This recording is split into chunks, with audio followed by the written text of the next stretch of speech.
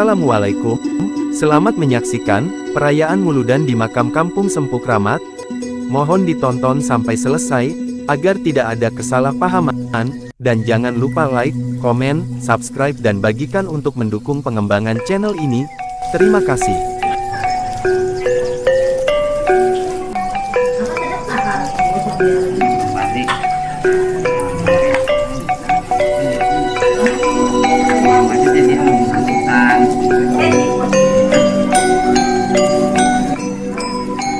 Lain ladang lain belalang, lain suku lain adatnya. Pepatah kuno ini sedang naik daun. Betapa tidak, semenjak otonomi daerah diberlakukan, setiap daerah mengembangkan pengembangan daerahnya. Setiap daerah mengembangkan budaya asli setempat. Beberapa provinsi langka ini dibilang berhasil.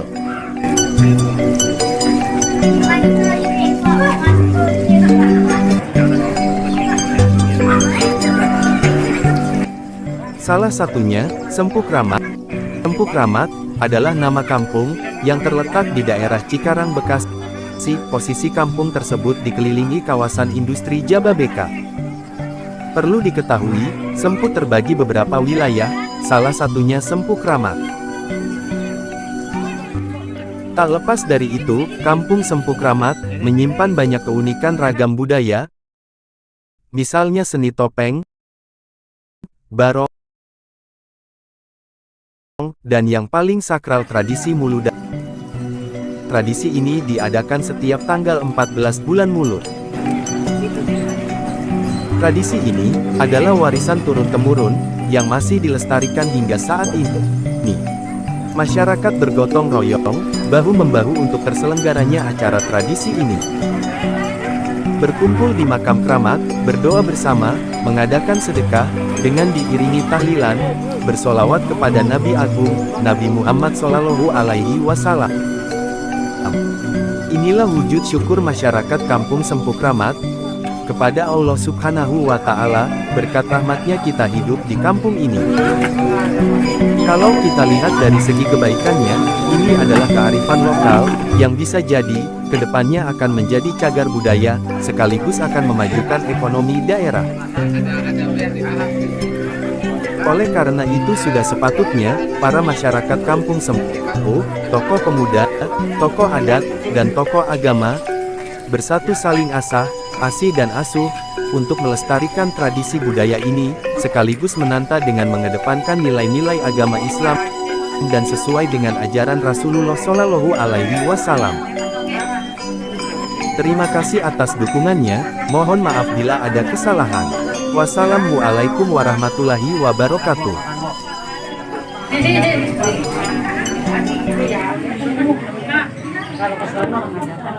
Iya.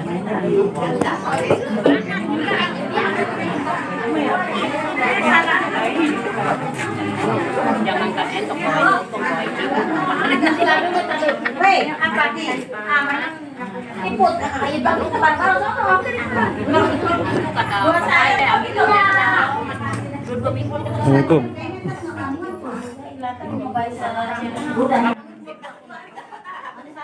Waalaikumsalam warahmatullahi wabarakatuh.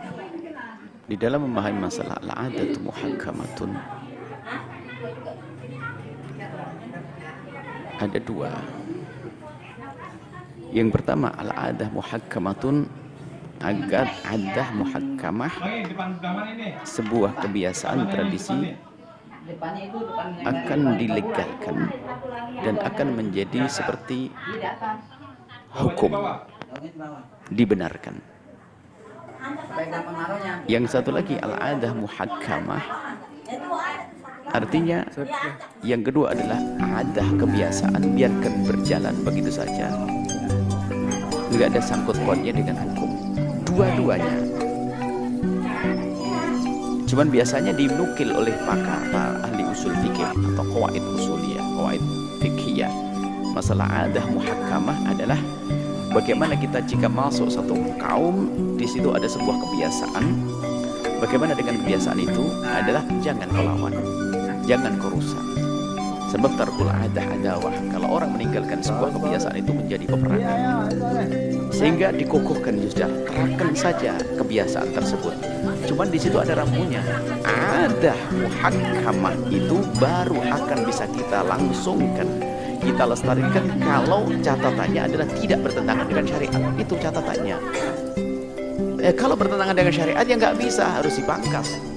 Nggak sah kalau dikatakan ada muhakkamah ke tradisi macam itu, nggak dibenarkan dari sisi manapun. Apakah dari sisi yang pertama untuk jadikan sebuah sandaran hukum atau dijadikan sebuah kebiasaan, tetap nggak boleh dua-duanya.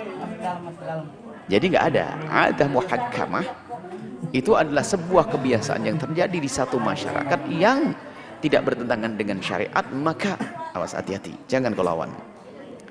Bisa jadi ada kemaslahatan yang dihadirkan, maka akan jadi sandaran hukum. Itu maslahat. Atau hal biasa saja, nggak ditentang oleh syariat, maka biasa saja lakukan. Assalamualaikum warahmatullahi wabarakatuh.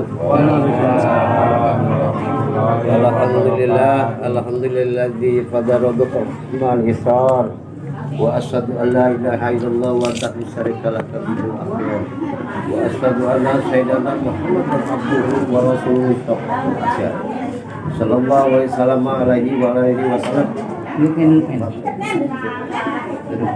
Pada hari ini kita berkumpul bersama-sama di kediaman Bapak Yutusuh dan Bapak Tua Taman atau Bapak Taman dan semua keluarga ada di Bapak Taman. Pada hari ini hari raya atau bulan Maulid diadakan tawasulan atau selamatan. Jadi dikatakan zaman dulu lah, saya masih pakainya. Kita bersama-sama berkumpul di pada hari ini, anak itu duitnya mudah-mudahan digampangkan rezekinya atau dimudahkan rezekinya dan disehatkan badannya dan digampangkan orang segala-galanya. Ini hari bulan Maulid Nabi besar Sallallahu Alaihi Wasallam ya. Pada hari ini kita semua dapat begini karena sudah kebiasaan atau namanya sudah di adat ya, adat zaman dulu ya. Sekarang anak cucunya mungkin untuk menjalankan gitu kan, menjalankan semua sekarang dulu kita dengan waktu zaman Pak Haji lah, atau Pak Haji sampai nikah ini sampai berakhir ke ini dan maju ini juga sama dulu. Sekarang diteruskan sama Simesan ya, semualah barang-barang pada kesepakatan ini diatur dahar sina sebagainya, minta praktik bila mana ada kesalahan atau dari kiri dari kanannya minta mohon dibukakan pintu maaf dan sesuasanya. Dan lagi anak cucunya yang dari mana biar mudah-mudahan biar pada berkah, biar pada selamat, biar pada amin. Ya sekianlah dari saya. Apabila ada kesalahan saya mohon dibukakan maaf sebesar-besarnya. Assalamualaikum warahmatullahi wabarakatuh. Waalaikumsalam warahmatullahi wabarakatuh. Bapak-bapak, ibu-ibu, semua keluarga, kita hari ini peringatan hari Maulid Saudara Umi dan orang tua kita yang ada di sini. Aturan anak cucu semua ini biar keterima sama orang tua, biar keterima sama Allah.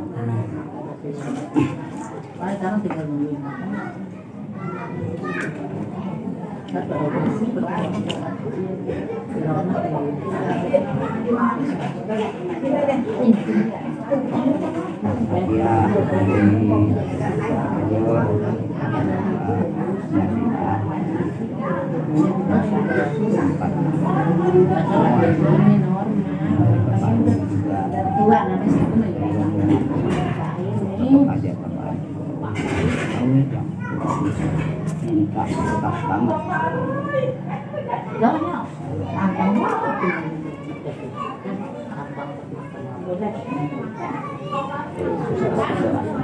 Assalamualaikum warahmatullahi wabarakatuh.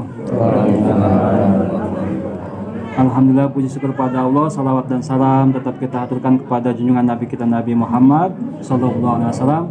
Alhamdulillah pada kesempatan ini kita semua dapat kumpul di tempat ini, diberikan sehat oleh Allah.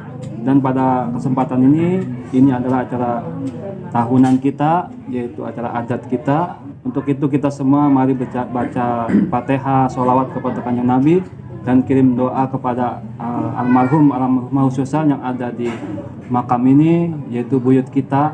Semoga diampuni segala dosanya, diluaskan alam barzahnya, semoga diturunkan barokah di tempat ini oleh Allah Subhanahu wa taala. Untuk itu mari bersama kita mulai aja ya. Bismillahirrahmanirrahim. Liridhoillahi ta'ala al-Fatihah. Bismillahirrahmanirrahim. Alhamdulillahirabbil alamin maliki yaumiddin. Iyyaka na'budu wa iyyaka nasta'in. Ihdinas siratal mustaqim. Siratal ladzina an'amta 'alaihim ghairil maghdubi 'alaihim waladdallin. Nah, maka ini adah muhakkamah. Jadi bukan semua kebiasaannya orang kafir, orang tidak beriman dengan tradisi-tradisi yang menyanjung-nyanjung selain Allah, itu adalah syirik. Lah kok dijadikan muhakkamah? Berubahlah, terus salah agama. Jadi adah muhakkamah, adah jangan ditantang, jangan dilawan, bahkan bisa jadi ada kemaslahatannya, harus diikuti dengan catatan. Sebelum kita bicara mengikuti, kita lihat kebiasaan ini bertentangan dengan syariah atau tidak. Oh, kebiasaan ini bertentangan dengan syariah, kita buang.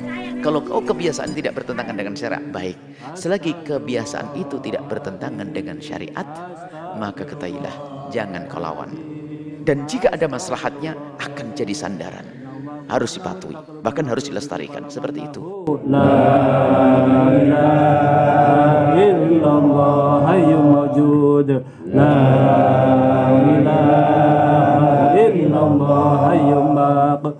La ilaha illallah Muhammadur Rasulullah sallallahu alaihi wasallam. La ilaha illallah, la ilaha illallah, la ilaha illallah, la ilaha illallah, la ilaha illallah, la ilaha illallah, la ilaha illallah, la ilaha illallah, la ilaha illallah. Bukan dikit-dikit ada muhakkamah. Ada orang ngapain itu?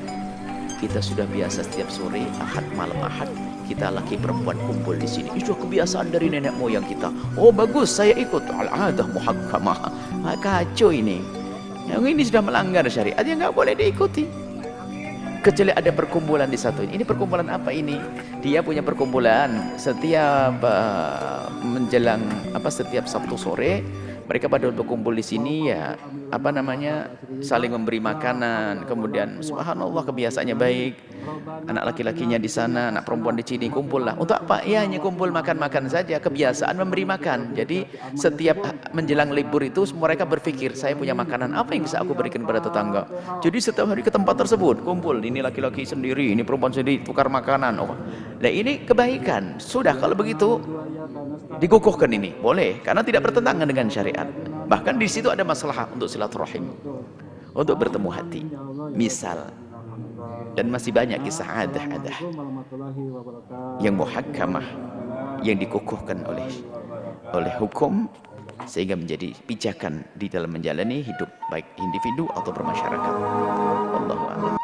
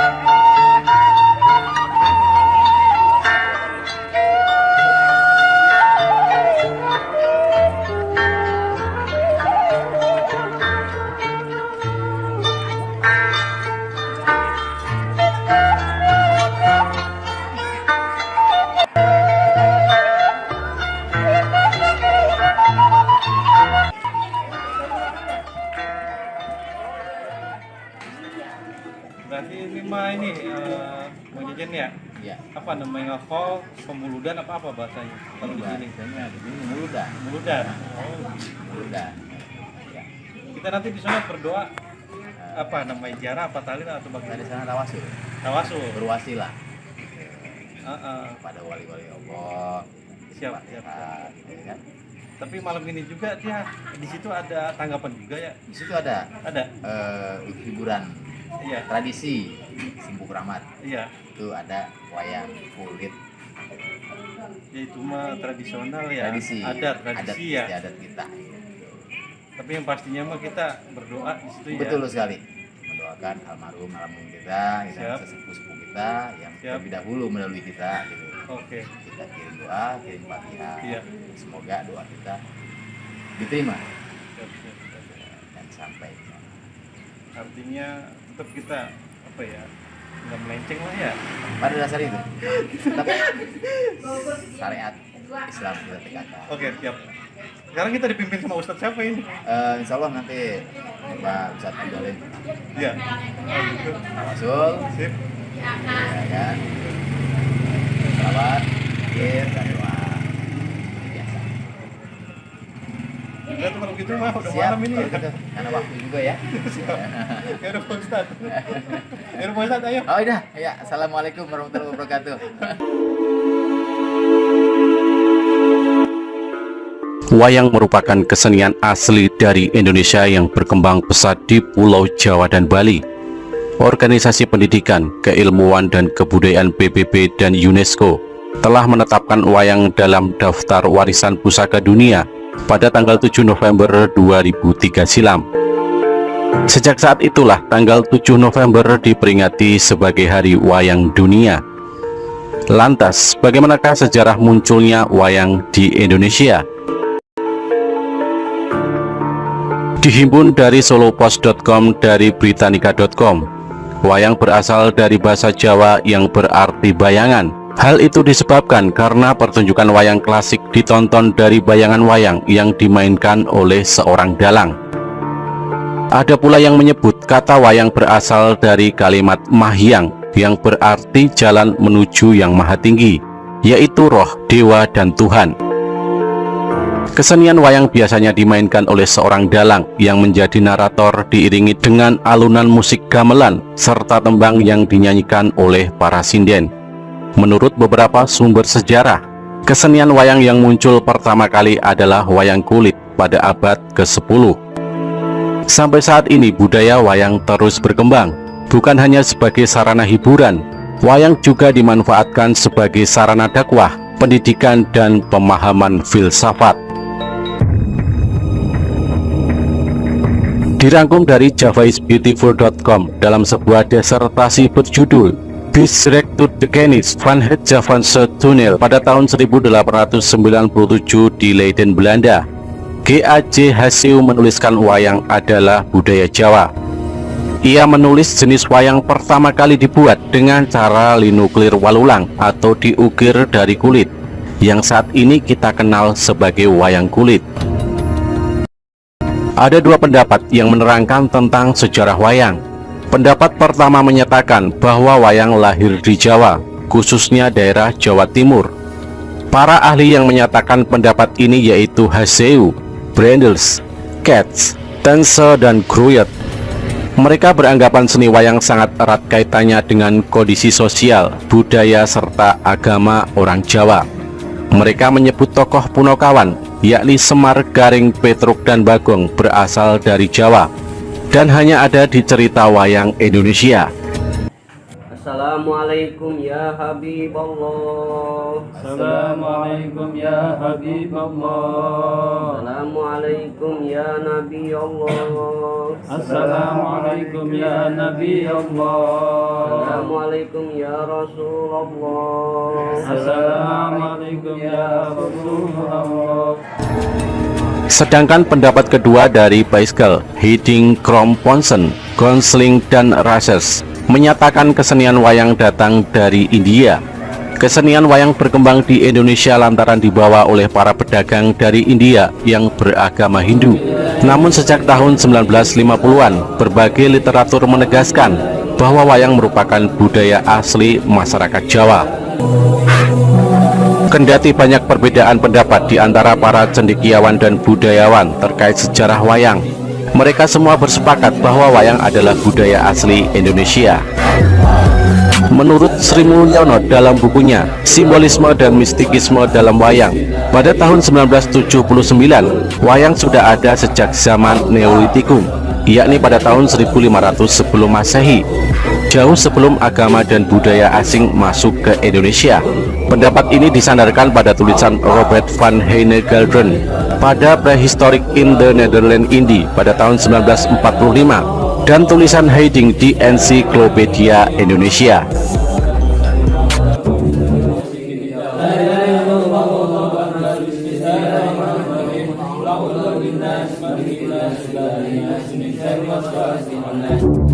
Kesenian wayang diperkirakan lahir pada masa Raja Airlangga dari Kerajaan Kahuripan pada tahun 976 sampai dengan 1012 yang terletak di Jawa Timur.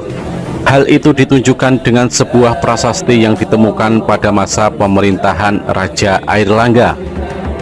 Awalnya wayang merupakan suatu bagian dari ruatan, yakni upacara menyembah Sang Hyang, yang biasa dilakukan saat musim panen maupun awal musim tanam.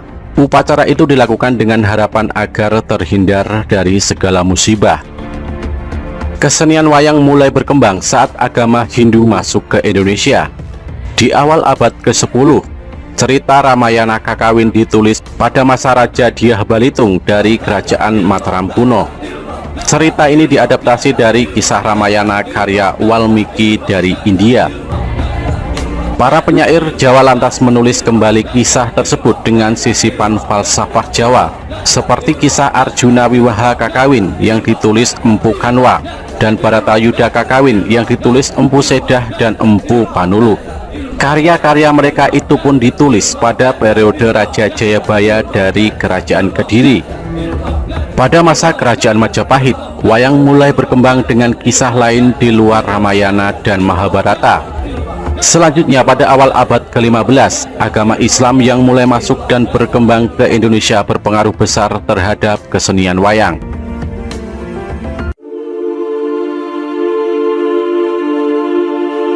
Pada periode Kerajaan Demak, cerita Ramayana dan Mahabharata semakin jauh dari cerita aslinya.